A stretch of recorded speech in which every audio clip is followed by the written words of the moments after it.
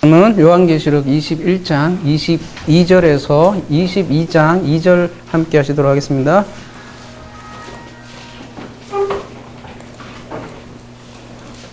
요한계시록 21장 22절에서 22장 2절입니다. 성 안에서 내가 성전을 보지 못하였으니 이는 주 하나님 곧 전능하신 이와 및 어린 양이 그 성전이심이라.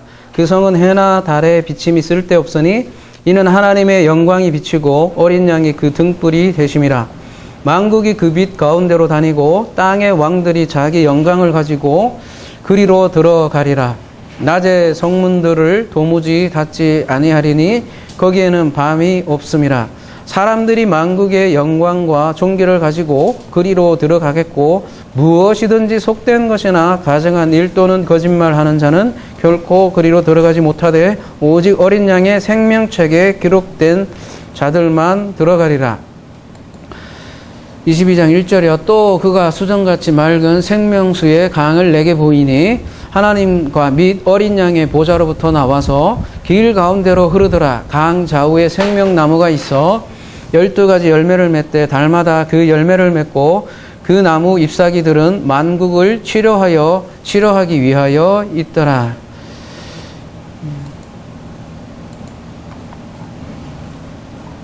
이제 거의 요한계시록 거의 끝에쯤에 와 있는데요. 22장으로 접어들었으니까요.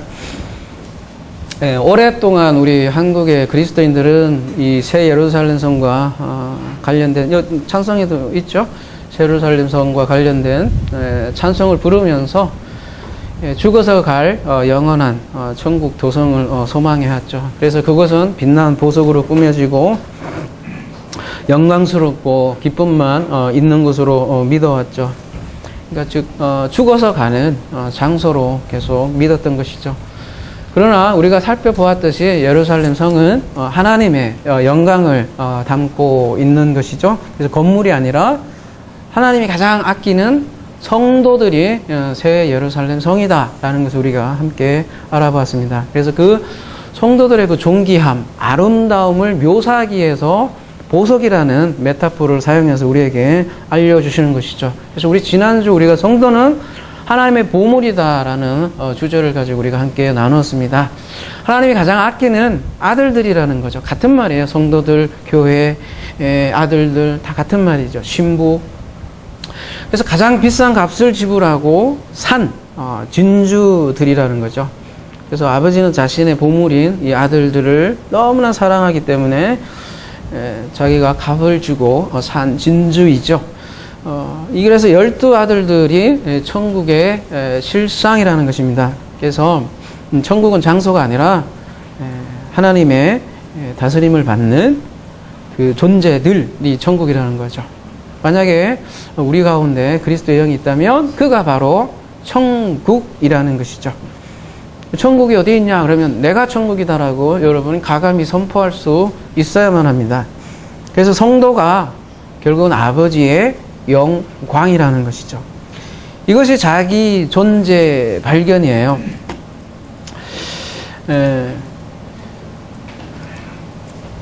그래서 오늘 본문 한번 봅시다. 22절 성 안에서 내가 성전을 보지 못하였으니 이는 주 하나님 곧 전능하신 이와 및 어린 양이 그 성전이심이라. 이 성도들을 이러한 성도 아들 신부된 모습을 지금 성으로 묘사하고 있는데요. 우리 지난주 우리가 다룬 본문은 주로 어때요?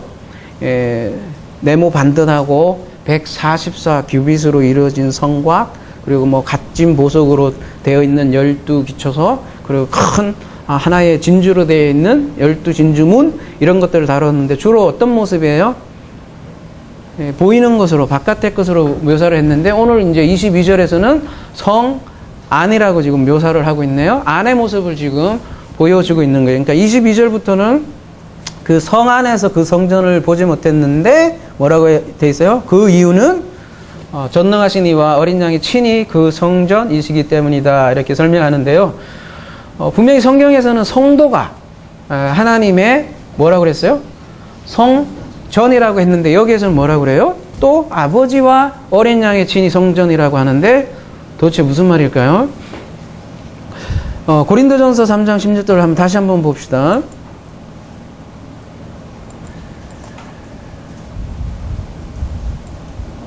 이 3장 16절인데 요한복음 3장 16절만큼 고린도 3장 16절도 중요한 말씀입니다. 너희가 하나님의 성전인 것과 하나님의 성령이 너희 안에 계시는 것을 알지 못하느냐 이렇게 되어 있는데요. 고린도전서 3장 16절에 하면 우리가 성전인데 그 다음에요. 뭐라고 되어 있어요? 하나님의 성령이 너희 안에 계시는 것을 알지 못하느냐 이렇게 얘기를 하고 있습니다. 우리 안에 성령이 계신다는 것은 무슨 뜻일까요? 그러니까 하나됨을 우리가 이제 교회 이름도 하나사랑인데요. 하나라는 게 굉장히 중요한 생각을 했기 때문에 지어진 이름이잖아요. 하나됨을 이해하지 못하는 사람들 혹은 두 마음을 가졌다고 얘기를 하죠. 혹은 선악과를 품은 사람들은 어떻게 이 성령을 이해하냐면 성령님이 우리 안 어딘가에 계실 거라고 이렇게 생각을 하는 것 같아요. 그래서 어떤 사람은 머리, 어떤 사람은 심장, 어떤 사람은 뭐 마음으로 깨달아야 되고 어떤 사람은 왜 머리에 어디에 있는 거예요? 또 어떤 학자들은 창자에 있다고도 그런 표현도 나오잖아요. 성경에서. 어디에 있어요, 여러분? 심지어 여러분 생각에 있을까요? 마음에 있을까요? 이런 모든 생각들은 그러니까 우리가 성령과 나를 따로 나누어서 생각하는 거란 말이에요. 이 자체가 분리란 말이에요. 나눌 수 없어요. 여러분 분리가 지옥이라고 했습니다. 그렇게 자꾸 생각하니까 성령이 어떻게 해요? 떠나간다, 들어온다, 떠나간다, 들어온다 이런 개념으로 자꾸 귀신처럼 생각을 한단 말이에요. 그래서 내가 성령이 오늘 찬송가 407장도 같이 불렀듯이 내가 성령이 거하시는 성전이 되었다는 말은 뭐예요? 정확히 얘기하면 갈라디아서 2장 20절이 실현되었다는 거예요. 뭐예요? 그리스께서 우케티에고 내가 더 이상 내가 아니야. 그래서 그리스께서 뭐로 사는 거예요? 나로 산다고요. 이거 굉장히 잘 여러분 이해하셔야 돼요. 나로 산다고요. 그리스도께서. 나는 없어져요. 완전히 우케티에고 부인되고 하나라고요. 하나. 그러니까 나로 호흡하고 아무리 얘기해도 이거 이해하지 못하는 사람 못해요. 자꾸 분리한단 말이에요. 어딘가 자꾸 우측에 있든지 좌측에 있든지 자꾸 생각하는 거야. 그러니까 완전한 연합이에요. 완전한 하나됨이라는 거는. 그래서 그가 내 안에 내가 네 안에 아버지가 내 안에 헷갈리게 얘기하시잖아요. 그게 뭐예요? 완전한 하나를 얘기하는 거란 말이에요. 그래서 오늘 본문은 어떻게 이해해야 되냐면 전능하신 이와 어린 양이 친히 성전이 되셨다는 건 뭐예요? 나와 또 다른 타자로 내 안에 들어온 게 아니라 어떻게 해요? 하나로 완전한 연합으로 계신다는 것을 요한계시록에는 그렇게 말씀을 하시는 거예요. 23절로 한번 넘어가도록 하겠습니다. 그 성은 해나 달의 비침이 쓸데없으니 이는 하나님의 영광에 비치고 어린 양의 그 등불이 되심이라. 이렇게 하나 될 때 해나 달의 비침이 쓸데없다 이렇게 얘기를 하네요. 왜냐하면 하나님의 영광에 빛이 비치고 어린 양이 그 등불이 된다 이렇게 얘기를 하고 있습니다. 여러분 우리 창조주이신 하나님이 왜 해와 달을 만드셨을까요? 물론 저 뒤에 있는 꽃을 피우고 바깥에 있는 나무들을 광합성 작용을 하기 위해서 만드셨겠죠. 우리를 살리기 위해서. 그러나 그것뿐만이 아니죠. 자연의 모든 것은 우리의 구원을 위한 메타포고 우리의 하나님을 아는 알기 위한 하나님의 영광을 드러내기 위한 모형으로 만드신 거죠. 특별히 우리가 영광이라는 거를 지난주 우리가 살펴보았잖아요. 영광은 무엇과 관련이 있다고 그랬어요? 한마디로 얘기하면 성경에서는 빛으로 그걸 표현을 많이 한단 말이에요. 영광이라는 건 하나님의 나타남인데요. 하나님의 본성이고 하나님의 속성인데 그 뭐라고 얘기할 수 있는 그 찬란한 영광을 그냥 우리가 알 수 있는 세계에서는 빛으로 표현을 한 거예요. 그러니까 해와 달은 사실은 하나님의 영광을 나타내려고 만드신 건데요. 여러분 잘 알다시피 달은 어때요? 해와 달이 어떻게 달라요? 해는 자체로 빛이 있고 달은 어때요? 발광체는 아니죠? 여기가 지구라면 해, 달 이렇게 있으면 여기 해가 이렇게 비춰져서 이게 반사하는 존재로 달이 빛이 없는데도 우리 지구에 빛을 비춰주잖아요. 그러니까 빛의 원형은 해잖아요.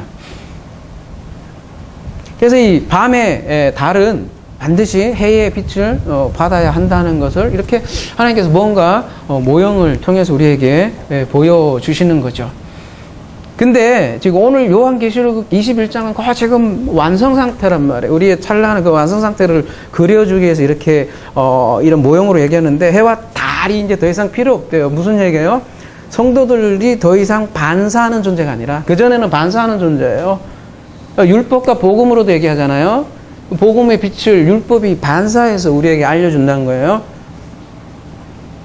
성경은 모두 이게 하나님의 영으로 반사가 돼야만 우리가 알 수 있는 거잖아요. 근데 이게 그렇지 않으면 그냥 성경은 성경으로 끝난다는 거예요. 죽음의 책으로 끝나는데 지금 오늘은 아까 완전한 하나됨으로 얘기했기 때문에 더 이상 성도들은 반사하는 존재가 아니라 뭐예요? 하나님과 하나 됐기 때문에 그 자체 발광체가 돼버린 거예요. 이사야 42장 8절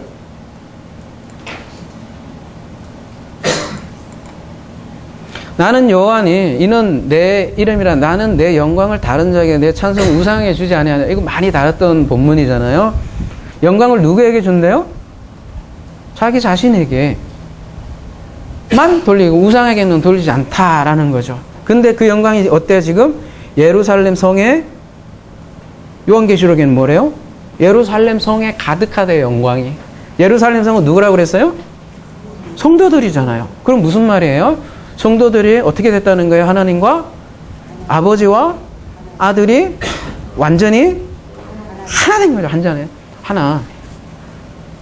성령이 어디에 계시고 이런 것도 없다고요.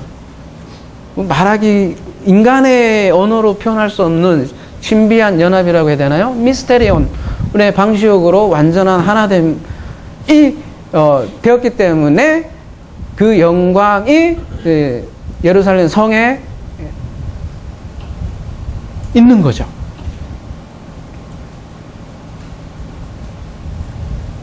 이거 얼마나 영광이에요. 영광. 우리가 영광 하는데 이게 굉장히 추상적으로 알 수 있는 그 영광이 사실은 우리 성도들 안에 있더라는 거예요. 해와 같이 빛나는 존재가 되었다는 거예요. 그래서 성경에서 많은 진술들을 해줘요. 사도 바울은요, 고린도후서 4장 6절 어두운 데서 빛이 비치라 말씀하셨던 그 하나님께서 예수 그리스도의 얼굴에 있는 하나님의 영광을 아는 빛을 우리 마음에 비추셨느니라. 예수 그리스도의 얼굴에 하나님의 영광이 있다고요. 에베소서 5장 8절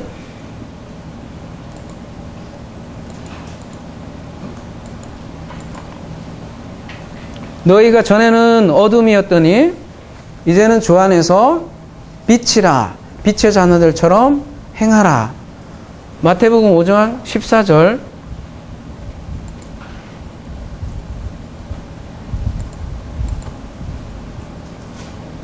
너희는 세상의 빛이라. 산 위에 있는 동네가 숨겨지지 못할 것이요 사람이 등불을 켜서 말 아래 두지 아니하고 등경 위에 두나니 이러므로 집안의 모든 사람에게 비치느니라.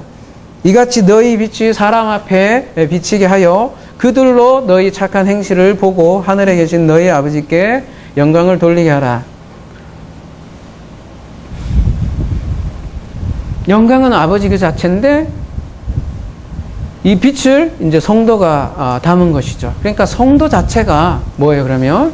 아버지의 영광이에요. 영광. 아버지의 빛이라고요. 빛이라고요.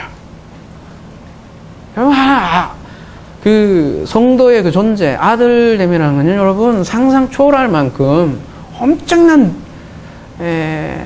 귀한 존재예요.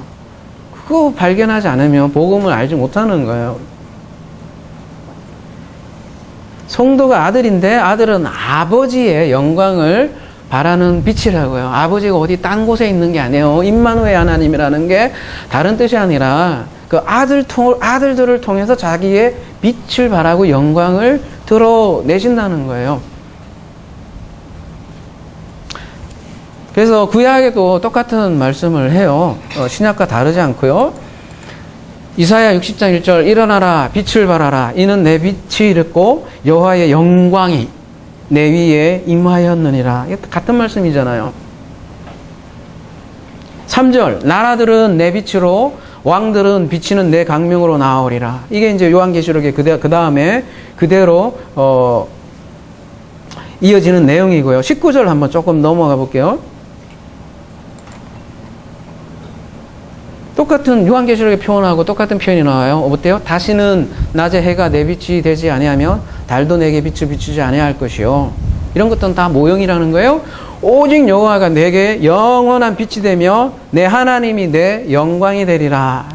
이사야에서도 똑같이 얘기를 하고 있잖아요. 요한계시록 다시 오늘 본문 이제 24절로 넘어가도록 하겠습니다. 만국이 그 빛 가운데로 다니고 땅의 왕들이 자기 영광을 가지고 그리로 들어가리라. 예, 만국이라고 하면요, 여러분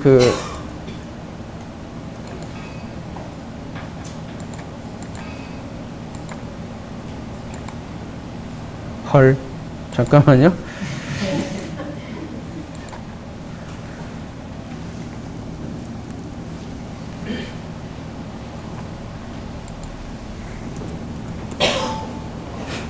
에뜨노스라고 그렇게 표현이 되는데, 원래는요, 화면에 좀 잘 보이시죠? 에뜨노스. 좋네. 1484번. 이건 이제 스토롱 코드예요.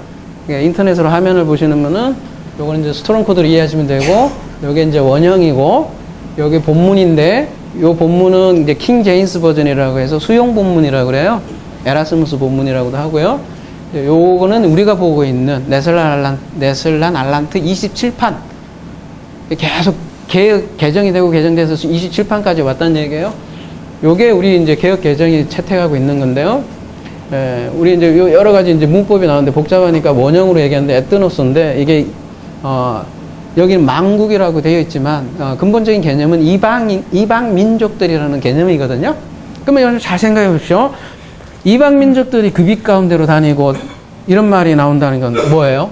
벌써 여기에서도 예루살렘 성이 죽어서 가는 것이 아니구나. 죽어서 끝났는데 뭔 이방 민족들이 있어요. 거기서 뭐 예루살렘 다시 들어갈 일이 없잖아요. 근데 여기 24절에는 뭐래요? 에뜨노스들이, 이방 민족들이 여전히 존재하고 있다는 거예요. 그래서 이 이방 민족들이 빛 가운데로 다니게 될 거다. 이렇게 얘기를 하기 때문에 여전히 예루살렘 성은 지금 현실을 얘기하는 거다라는 걸 우리가 다시 한번 알 수 있다는 거예요. 그 다음 구절이 조금 이제 문제인데요. 좀 우리가 잘못 이해하기 딱 쉬운 본문일 수 있는데요. 땅의 왕들이 자기 영광을 가지고 그리로 들어가리라. 좀 뭔가 오해 소지가 있죠. 어떻게 하나님의 영광이 있는 그 성 안에 땅의 왕들이 들어갈 수 있느냐? 그것도 누구의 영광? 자기의 영광을 가지고 들어갈 수 있는 것이 하나님 나라입니까? 이 달은 좀 낫나? 여러분, 태양빛 아래 이 촛불, 호롱불 돼요? 그 빛이 영광이에요? 들어갈 수 없는 거거든요. 자기가 가지고 있는 영광은 해봐야 촛불이라는 거야. 촛불이 태양 속으로 들어가서 댐비는 꼴이란 말이죠. 뭔가 앞뒤가 안 맞는 뉘앙스인데요. 그래서 이건 잘 이해해야 될 것은 들어간다 이런 자체가 여러분 이거 자 본문 보시면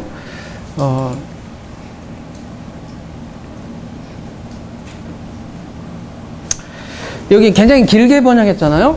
가지고 들어오리라 이렇게 돼 있는데 페로 동사가 조금 어떻게 쓰였는지 조금 우리가 이해하면 그 뉘앙스를 알 수 있을 것 같아요. 들어가긴 들어가는데 어떠한 식으로 들어가는지를 우리가 좀 알 수 있을 것 같아요. 그래서 요한복음 21장 18절 한번 가보도록 하겠습니다.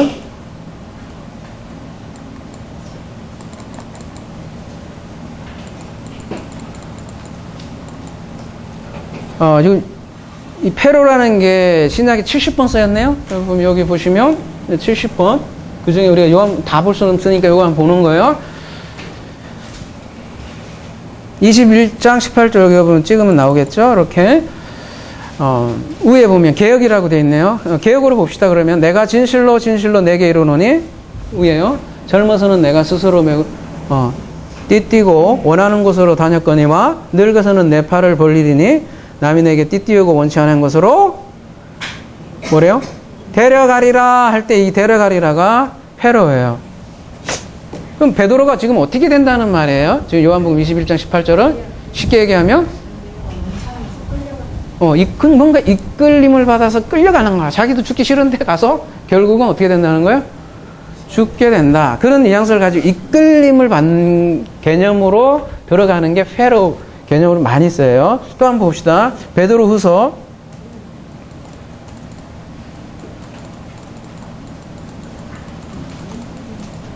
1장 21절 한번 볼게요. 예언은 언제든지 사람의 뜻으로 낸 것이 아니요 오직 성령의 감동하심을 입은 사람들이 하나님께 받아 말한 것입니다. 이렇게 할 때 사람의 뜻으로 낸 것이 아니요 할 때 이 페로라는 단어를 원형을 썼잖아요. 이 앞에 거 뒤에 거요. 이거 따지기 시작하면 그냥 뭐 언어가 뭐 다 포기하게 돼 있어요. 그래서 이런 거 좀 빼고 신학교에서 맨 이것만 배워요. 앞에 미형 뭐 이렇게 바뀌는 거 복잡하니까 요거 보면 되잖아요. 그리고 얘가 어떻게 쓰였냐 보려면 여기 사전에 들어가 보시면 옆에 동사, 직설부, 과거 여기 밑에 있잖아요. 우리 그냥 이것만 취하면 되는 거지. 다 애올 필요는 없잖아요. 하다가 포기하게 돼 있다니까요. 그냥 원형만 갖고 얘기하는데 어쨌든 지금 어떻게 얘기하고 있어요? 선지자들이 성령의 이끌림을 받아서 예언한다는 게 그냥 자기가 예언하는 게 아니라고요. 그럴 때 페로를 쓴다고요. 사도행전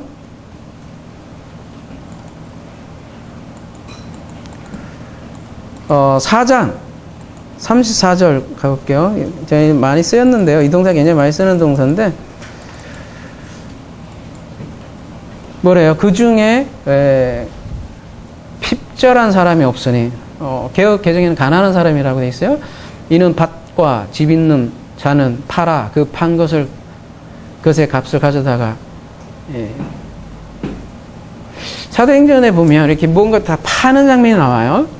이걸 한마디로 얘기하면 뭐겠어요? 자기 소유 부정이겠죠.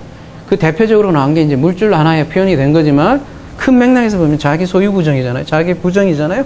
그런 맥락에서 판 것을 가져가다 할 때 이렇게 같이 쓰인다는 거예요. 누가복음 23장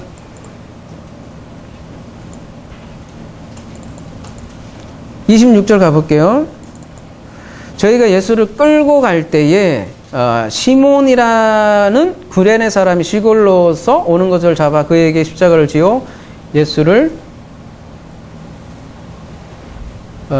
쫓게 하리라 할 때 십자가를 지워 할 때 십자가를 지다 할 때 페로라는 것을 씁니다.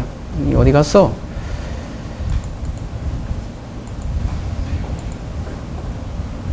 여기는 개하더라 이렇게 돼 있는데 십자가를 지다 할 때도 페로예요. 이제 점점 느낌을 아시겠죠? 십자가 지는 것과 연관돼 있다니까요. 그 다음에 요한복음 12장 24절 또 보도록 할게요. 자, 내가 진실로 진실로 너에게 이르노니 한 알의 밀이 땅에 떨어져 죽지 않으면 한 알 그대로 있고 죽으면 많은 열매를 페로하리라 맺으리라 할 때도 페로 써요. 그러니까 열매를 맺는 거하고도 관련이 돼 있네요. 근데 이 열매는 그냥 맺는 게 아니라고 돼 있네요. 요한복음 12장에 의하면 어떻게 돼요? 그러니까 페로는 거의 죽어야 되는 거네. 대부분 보면 자기 소유 부정 뭐 전부 다. 그러니까 어때요? 땅의 왕들이 영광을 뭐 단어적으로 하면 영광을 운반한다 이렇게 되지만 어떻게 해서 들어가게 되는 거예요? 땅의 왕들이. 우리 매일 그 얘기 하잖아요. 자기 머리 날아가고 진정 그리스도의 영광으로 성에 들어간다는 거죠. 그래야 앞으로 더 보겠지만요. 오늘 본문을 앞뒤 문맥도 맞고요. 성경 전체의 통 메시지 십자가 부활 죽음과 부활 메시지와도 일치한다는 것이죠. 다시 오늘 본문으로 돌아와서 무슨 얘기예요 그러면? 왕들이 자기 영광을 가지고 그리 돌아가리라 무슨 얘기예요? 자기 영광을 운반하여 패로하고 가지고 그 얘기는 하나님과 어린 양께 자기 영광을 어떻게 한다는 거예요? 바친다라는 거예요. 아까 사도행전 4장처럼 바치는 것은 자기 소유 부정처럼 자기 머리가 부인되고 그리스도가 머리됨으로 들어갈 수 있는 나라, 그 얘기를 하는 거고요. 정리하면 땅에서 자기 영광을 가지고 왕노로 다른 자들이 이제 하나님의 영광 안에 들어오게 된다는 것을 이렇게 말씀을 하는 것이죠. 25절 낮에 성문들은 도무지 닫지 아니하리니 거기에는 밤이 없으니라. 딱 이건 느낌이 오죠. 밤이 이제 없대요. 뭐의 성취예요? 창세기 1장의 언약이잖아요. 언약의 가장 원형은 창세기 1장이라 하겠습니다. 7번 반복해서 언약 계속 등장하는 말씀이 뭐예요? 밤이 되고 낮이 되는, 밤이 되고 낮이 되는데 밤이 되고 낮이 되는데 여기에는 뭐래요? 밤이 없대요. 그러면 뭐가 성취된 거예요? 언약이, 창세기 1장 언약이 말 그대로 성취되었다라는 것을 얘기를 하는 거죠. 하나님의 약속의 성취죠. 그래서 더 이상 어둠은 없고, 그러면 어둠 없으면 뭐만 있는 거예요? 빛. 하나님의 영광의 빛만 남아 있는 것이죠. 장차 여러분 완성될 모습인데 얼마나 찬란하겠어요. 그죠? 우리가 알고 있는 것도 촛불 정도인데 그 빛으로 들어가면 얼마나 거대하며 얼마나 아름다우며 형연할 수 없겠어요.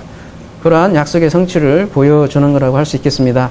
26절 사람들이 만국의 영광과 존귀를 가지고 그리로 들어가겠고, 또 26절하고 거의 똑같은 말이 반복되네요. 근데 24절과 같은 맥락이라는 거예요. 그래서 27절을 보면 그냥 자기 영광 가지고 들어갈 수 없는 것이에요. 27절 뭐라고 돼 있어요?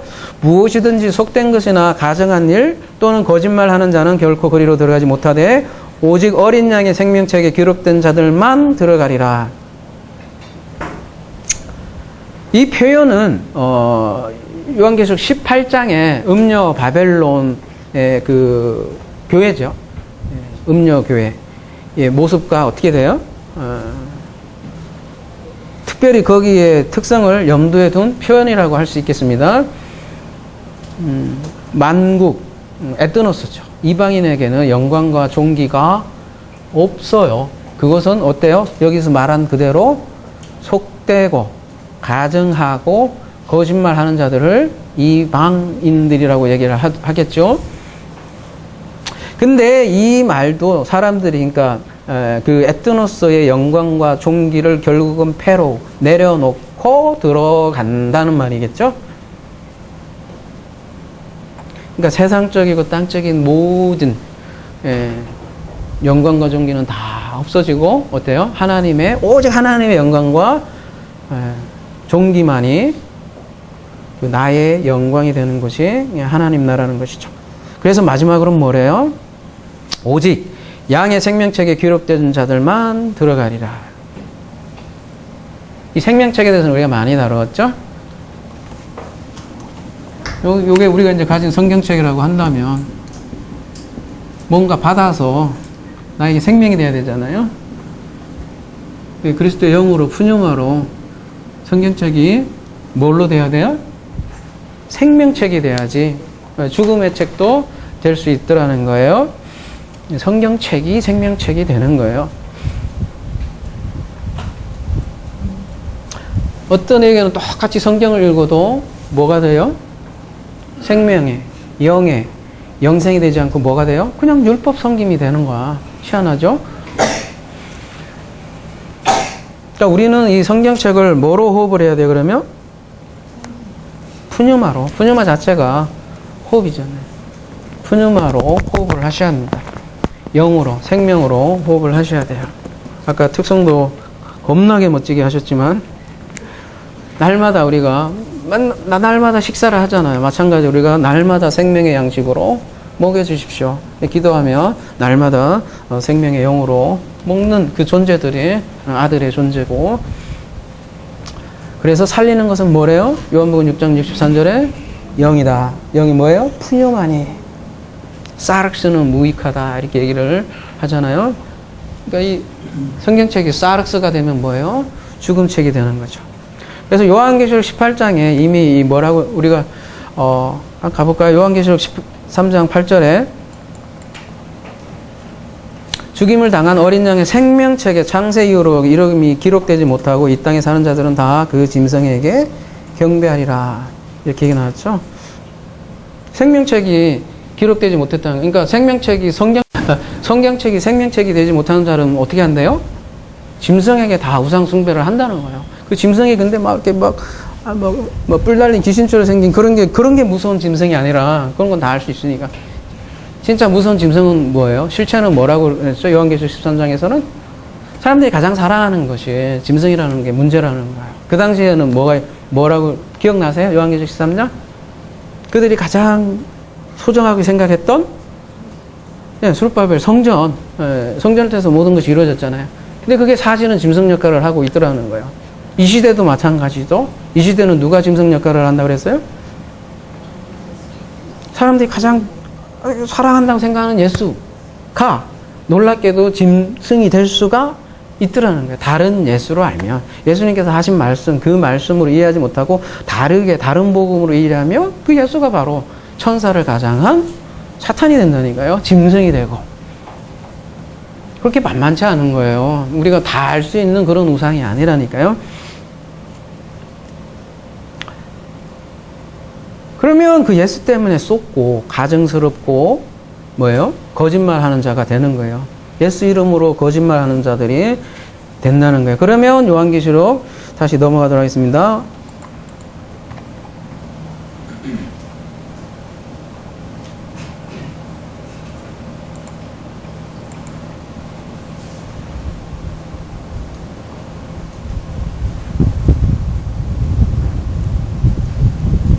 가증하고 거짓말하는 자는 그래서 결코 새 예루살렘 성으로 들어가지 못한다라고 얘기합니다. 들어가지 못한다 하니까 물리적으로 이렇게 그렸지만 그런 사람들은 어떻게 해요? 천국이 되지 못하고 성전이 되지 못한다는 거예요. 그러니까 성경책이 생명책이 되는 게 얼마나 중요합니까? 우리에게 주어진 거는 율법처럼 주어졌지만 율법 안에 그 복음이 담겨 있잖아요. 그 안에는 생명이 담겨 있고 그 안에는 영이 호흡하고 있단 말이죠. 우리가 이거는 이 한글에도 마찬가지예요. 여러분 영광이라는 단어 안에 하나님의 영이 호흡하고 있다고요. 네? 이 사람이라는 단어 자체 안에도 영으로 호흡하고 있다고요. 근데 이거 그냥 그냥 아무 의미 없는 문자로 그냥 나에게 호흡이 되고 영이 생명이 되지 않으면 죽은 문자라는 거예요. 의문이 되고. 마찬가지죠. 히브리어 헬라어도 마찬가지예요. 우리가 지식으로 조금 더 자꾸 알려고 그런 정도가 아니라고요. 우리가 영으로 호흡하기 위해서, 생명으로 호흡하기 위해서 성경책을 읽고 연구하고 묵상하는 것이죠. 단순히 더 알기 위함이 아니에요. 생명이 달린 문제이기 때문에.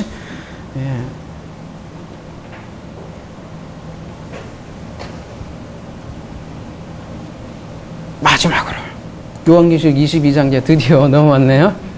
요한계시록 22장으로 구성되어 있어요. 그죠?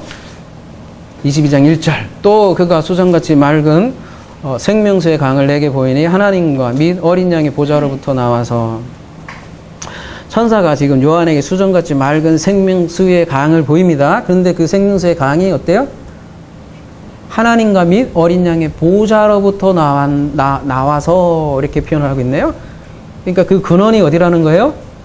하나님과 어린 양의 보좌라고 하네요. 성경에서 강 이야기가 처음 나오는 것이 어디죠? 창세기 2장. 그쪽으로 한번 가보겠습니다. 강이 에덴에서 흘러나와 동산을 적시고 거기서부터 갈라져 내 근원이 되었으니, 이 강의 근원이 어디라고 그래요? 에덴이라고 나왔고요. 이 강을 굉장히 중요하게 취급하는 곳이 에스겔서에서 또 등장을 하죠. 에스겔서 47장으로 한번 가보겠습니다.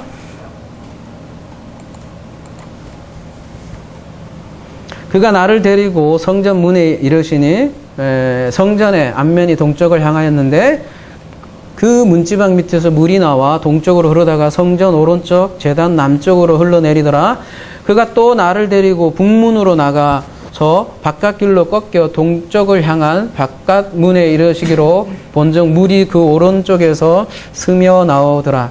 그 사람이 손에 줄을 잡고 동쪽으로 나아가며 천척을 측량한 후에 내게 그 물을 건너게 하시니 물이 발목에 오르더니.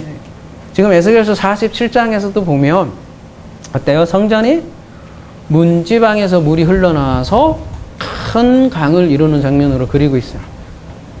그러니까 에스겔 지금 성전을 얘기하잖아요. 근데 그 장면이 그 창세기 2장하고 비슷하다는 거예요. 그러니까 에덴이 뭐라는 거예요? 성전이라는 거예요. 에덴도. 그 유토피아 산적으로 보이지만 모형은 그렇게 보이지만 사실은 요 에덴도 성전임을 알 수 있는 거죠. 성전이라는 게 하나님께서 거하시는 곳이 성전이니까요.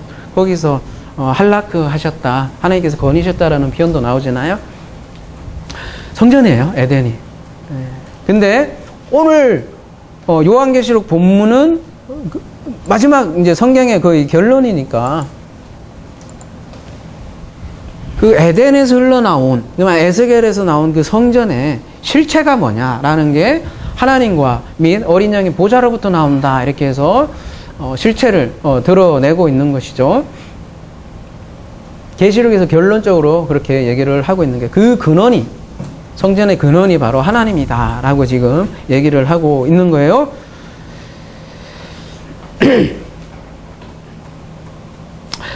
근데 아까 요한계시록 21장 22절에요. 뭐래요?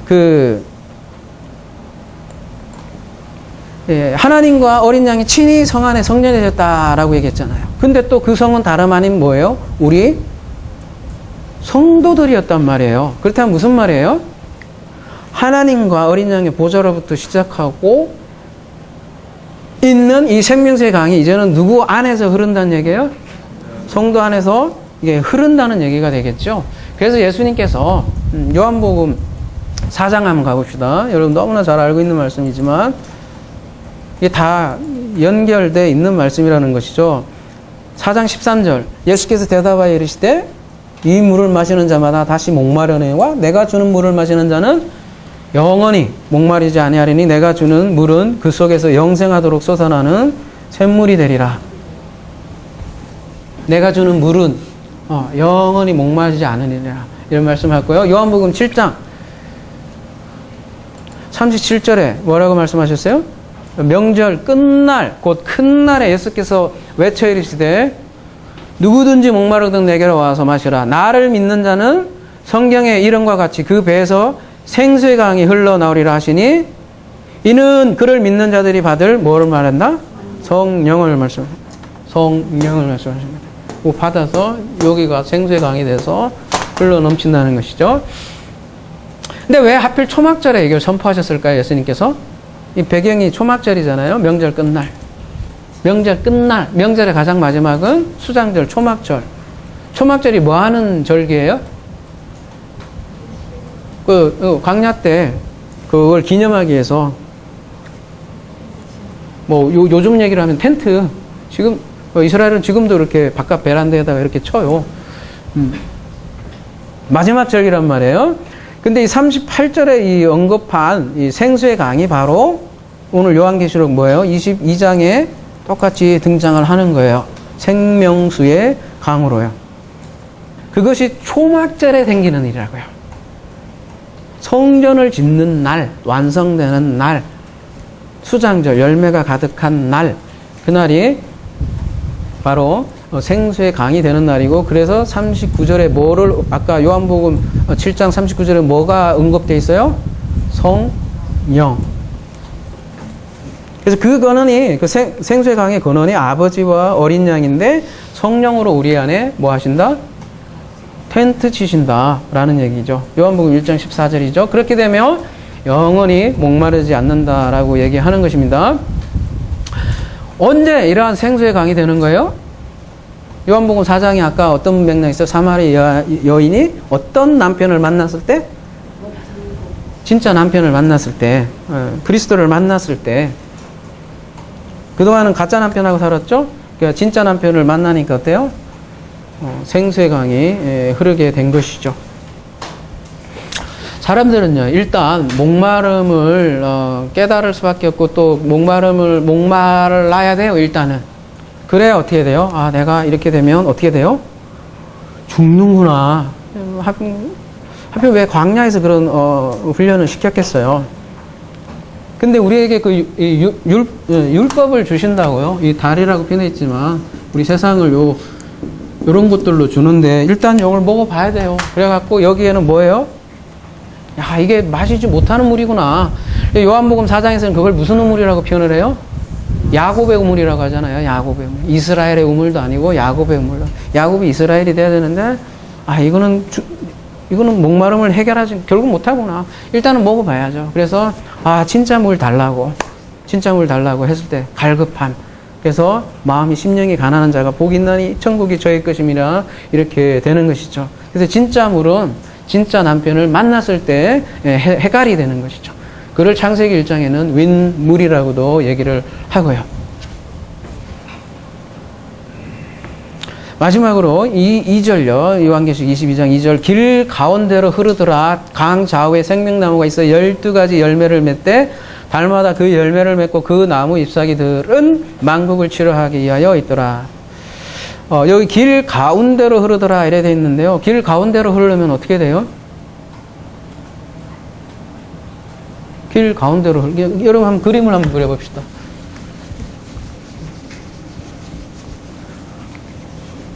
이게 22장 2절이 되게 헷갈리제이션이에요.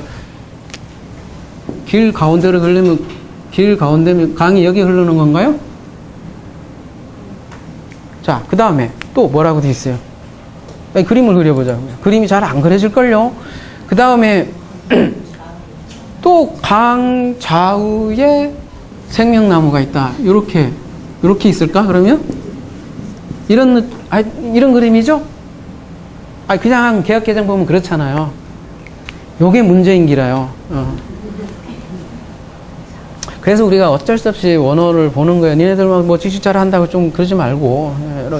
여러 궁극적으로 걸리는 부분들이 있어요. 자, 왜 그러냐? 한번 보세요. 일단,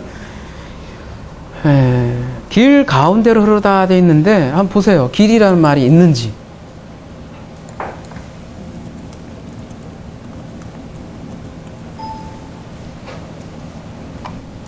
있어요? 모르지, 뭐. 검은 거는 뭐. 근데 좀 연구하시는 분들은 이거 보면 되니까. 플라테이아가 뭐라고 돼 있어요? 거리, 넓은 거리 뭐 이렇게 돼 있는데 굉장히 넓은이라는 뜻이, 길이라기보다는 굉장히 넓은 형용사고요. 그죠? 넓은이라는 뜻을 가지고 있는 건데 그냥 넓은 데로 흐르는 거예요. 넓은 가운데로 흐른다.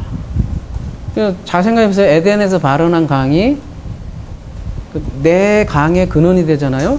그리고 어디로 흘러요? 네 강이 돼서 동서남북 사방으로 온 세상으로 흐르게 된다는 걸 얘기하는 거잖아요. 그 다음에 에스겔서에서 아까 보면은 성전 문지방에서 흐르고 어디로 흘러요? 동방으로 아라바로 흘려서 어떻게 해요? 사해바다로 쫙 넓은 바다로 이렇게 흘러가는 그림이 그대로 그려져 있잖아요. 그러니까 보좌에서 지금 흘러나오는 생명수도 같아야 될 거 아니에요? 성경이 이게 일관성이 있다면? 그러면 보좌에서 흘러나오는 생명수는 어디로 흐르게 돼 있는 거예요? 넓은 곳으로. 그러니까 이런 길 가운데로 가기보다는 넓은 데로 그냥 흐르는 거예요. 넓은 데로. 온 세상으로. 그렇게 이해해야 된다고요.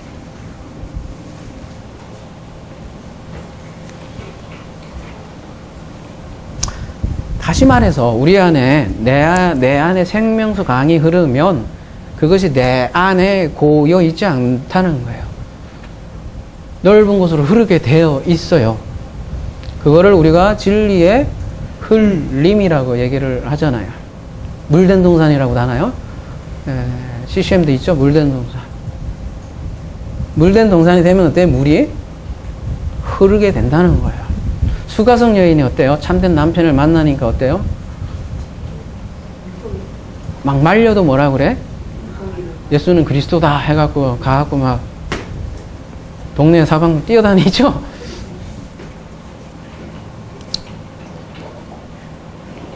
억지로 하는 게 아니에요. 그래서 그냥 자연스러운 흘림이라는 거죠. 그리스도를 증거하는 흘림. 근데 여기 보면 좌우에 생명나무가 있어. 이것도 조금 좀 아까 이렇게 최소한 이 강이라면 좌우에 생명나무가 있으니까 최소한 2그루 이상은 되는 느낌이잖아요. 그쵸? 그러면 우리가 좀 문제가 있어요. 뭐가 문제가 있냐면 우리가 창세기 3장 때 나무가 생명나무가 말이에요. 몇 그루예요? 한 그루인데 여기는 그러면 많은 그루로 여러 그루로 별거 다 생각한다고요?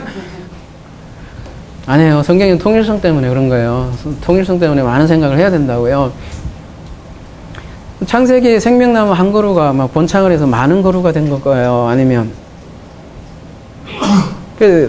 그래서 원문을 보면요.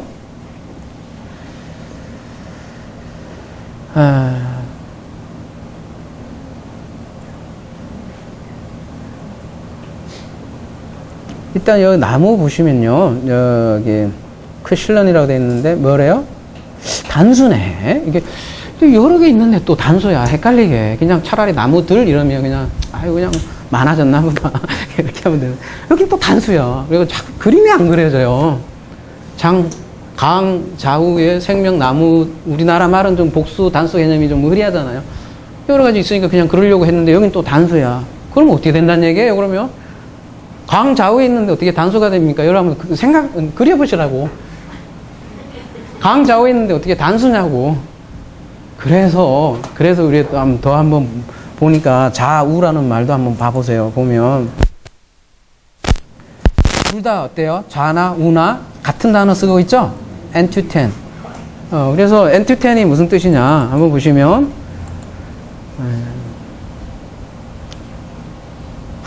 쪽을 얘기하지만 여기 1759에서 유래했다니까 한번 들어가 봅시다. 어근 추정해서 1759번.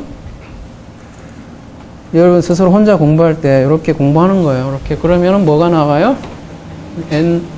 여러분 읽을 필요도 없어. 뭐요? 여기 다 나와. 뭐요? N 다 돼. 이걸 노력하시면 안 해도 된다고.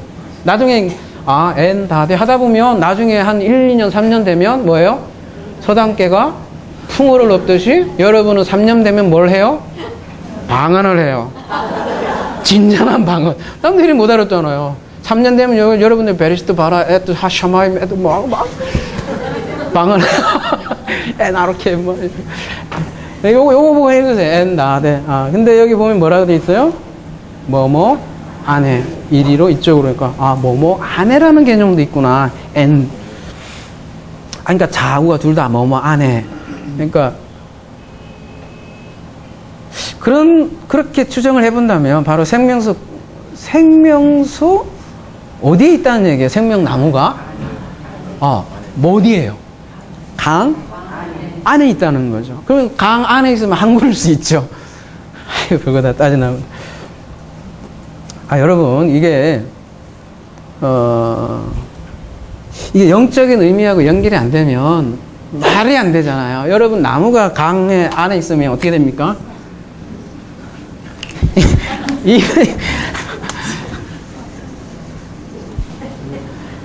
이렇게 되면 이 나무는 어떻게 돼요? 쓸려갈 거 아니에요. 쓸려가든지 해갖고 없어질 거 아니에요. 이게 좀 이해가 안 되니까 이렇게 쉽게 그냥 번역을 강 좌우에 이렇게 했나봐요. 이렇게. 단수 이런 거 생각 안 하고. 제가 이렇게 길게 얘기하는 거는 굉장히 중요한 메시지가 있기 때문에 그래요. 이제 이거는 의역한 거예요. 강 좌우의 생명나무. 생명나무는 어디에 있다는 얘기예요? 강 안에 있단 말이에요. 강. 근데 아까 예수님께서 뭐라고 그랬어요? 요한복음 7장에 본인이 뭐라고 그랬어요? 생수의 강이 흘러넘치리라 그랬잖아요. 그러니까 생명나무는 어디 안에 있다는 얘기예요? 그리스도 안에 있다는 얘기잖아요. 그래서 사도 바울은 계속 엔 그리스도 되잖아요. 그리스도 안에. 그래서 다시 번역을 해봅시다. 이런 그러니까 요거를 의역 말고 그냥 고지고대로 번역을 해보자고요. 고지고대로. 고지식하게. 고지식이 이렇게 막 편협된 걸 수도 있지만 높은 지식일 수도 있어요. 다시 재번역을 하면 그 강의 넓은 중앙에 그 안 생명수 강 그 안 그곳에 생명나무 단수가 생명나무 하나가 있는데 12가지 열매를 맺으며 달마다 열매를 맺더라 되어 있지만 아포디도미 넘겨주었다 이렇게 나와요. 그리고 만국의 치료를 목적으로 그 잎사귀 나무의 잎사귀도 넘겨주었다 이렇게 고지고대로 번역하면 이렇게 돼요. 그래서 12가지를 맺는데요. 이건 뭐 왜 하필 12가지 열매예요? 뻔하죠. 이제 너무 뻔하죠? 아들이죠. 아들 숫자죠? 열매가 열매를 맺고 아들이 아들들을 낳는 거죠. 부부가 결혼하면 어떻게 해요? 서로 사랑하면 사랑의 증거로 뭐를 낳아요? 당연히 아들을 낳겠죠. 요즘 아들을 안 낳으려고 난리치지만 그래서 우리가 그리스도와 결혼하면 당연히 뭘 낳아요? 아들을 낳겠죠. 10이라는 열매겠죠. 근데 그 나무 잎사귀들은 뭐라고 그래요? 그 다음에 만국을 치료하게 있더라 이렇게 돼 있네요. 치료하게 있더라. 잎사귀에 대해서 우리가 많이 용도를 나눠봤지만 만국을 치료하였다. 성경에서 잎사귀는 뭘로 표현한다고 우리가 배웠죠? 약재. 예, 에스겔에서도 그렇고 약재란 건 뭔가 치유하는 것이잖아요. 여기서 또 보면 새 예루살렘 성이 죽어서 가는 하나도 병이 없는 30세에 전성기가 30세인가요, 여러분? 요즘은 뭐 40세도 전성기 같아요. 이뻐요, 다들. 근데 그렇다면 여기가 왜 치료할 이유가 없잖아요. 근데 여전히 치료한다고 얘기를 나오네요. 여기서도 다시 한번 죽어서 가는 것이 아닌 거를 재차 또 확인할 수 있고 또 여기도 만국, 에드노스가 존재한다는 거죠. 근데 잎사귀는 아무튼 만국 이방인을 치료하기 있는 게 목적이고요. 그러니까 나무의 목적은 열매고요. 아들이고. 치료라는 것은 아들을 고친다는 거죠. 그죠? 아들을 고치는 거겠죠. 에드노스. 아들이 누구예요, 그러면?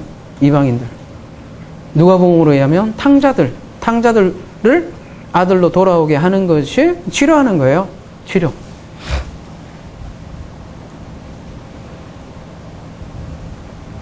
근데 그 치료의 재료를 잎사귀를 사용한다는 것이죠. 왜 잎사귀가 치료의 재료가 됩니까?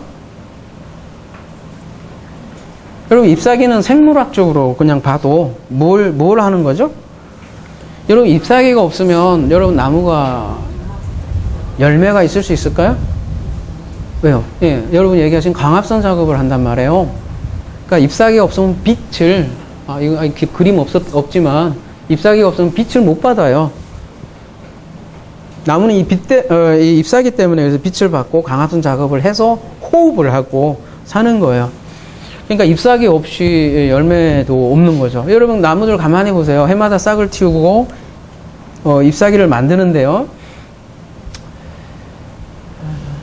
이제 날씨도 선선해져서 조만간 저기 바깥에 낙엽도 떨어질 거고 단풍도 질 건데요. 여러분 그 단풍은 떨어져도 또 자기 역할을 해요. 나무들을 보면 산에 보면 무슨 역할을 해요? 죽어서도 뭐가 돼요? 나무의 거름이 돼요. 그러니까 저 나무 보면 돌고 도는데요.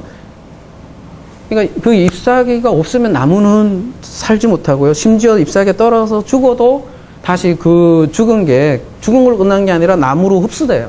영양으로 흡수돼 또 나무가 돼요. 나무를 길러주고 영양분을 공급한다는 거죠. 그러니까 잎사귀 하나만 이렇게 봐도요.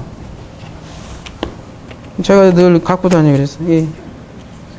잎사귀의 죽음과 부활이 다 담겨있는 복음의 메시지가 다 담겨 있다는 거죠. 여러분 단풍 구경 갈 때 이런 이쁜 책갈피 비싼 거 사지 마시고 단풍 구경할 때 이런 복음을 좀 보았으면 좋을 것 같아요. 여기 안에 아버지의 약속이 다 담겨 있고요. 여기 보면 이렇게 쫙 연결돼 있어요. 이렇게 하나로 연결돼 있고 다 약속이 담겨 있다는 거죠.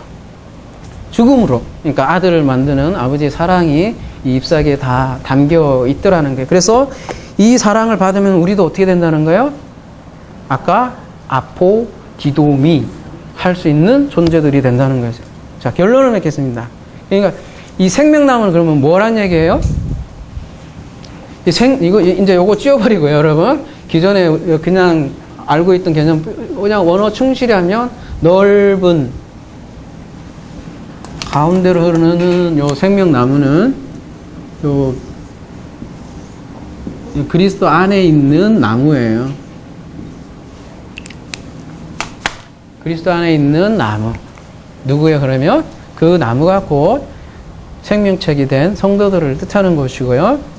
하나님의 생명으로 거듭난 아들들을 뜻하는 것이죠.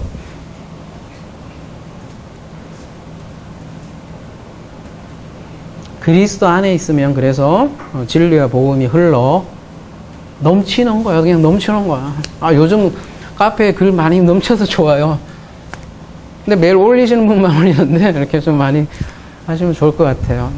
그게 치료한다고요. 어느 누군가는 글을 봐요. 희한하게.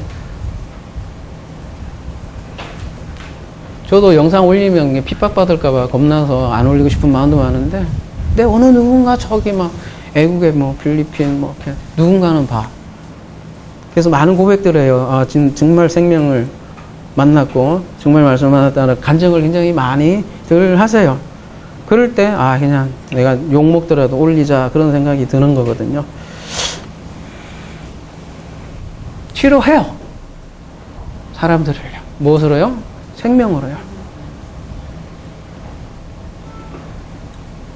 그래서 계시록은 에덴의 성취예요. 에덴의 성취. 창세기 1, 2, 3장에 그대로 성취고요. 그런데 생명나무는 우리 마지막으로 나눌 말씀은 10이라는 열매를 맺게 되어 있어요. 왜요? 마지막으로 이 아포디돔이 한번 주목하고 넘어가도록 하겠습니다. 열매를 맺다 이렇게 되어 있지만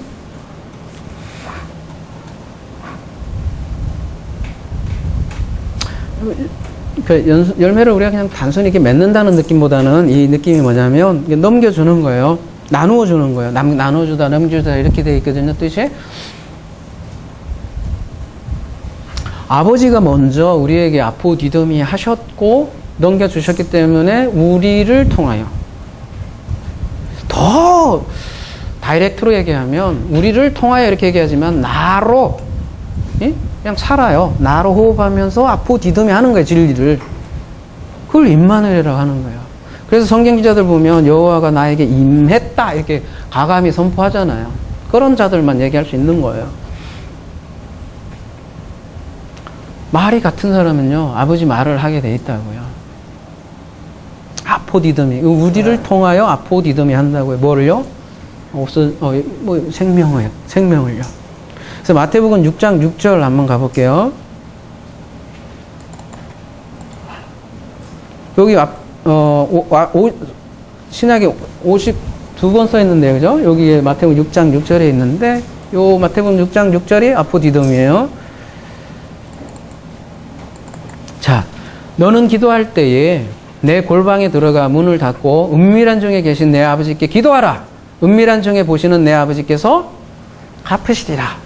뭐 갚으시리라니까 은밀한 중에 기도하면 뭘 내가 기도하는 거를 좀 갚아주겠다. 아버지가 빚져갖고 뭐 어떤 거요? 내가 기도 제목도 그냥 구체적으로 해야 된다며.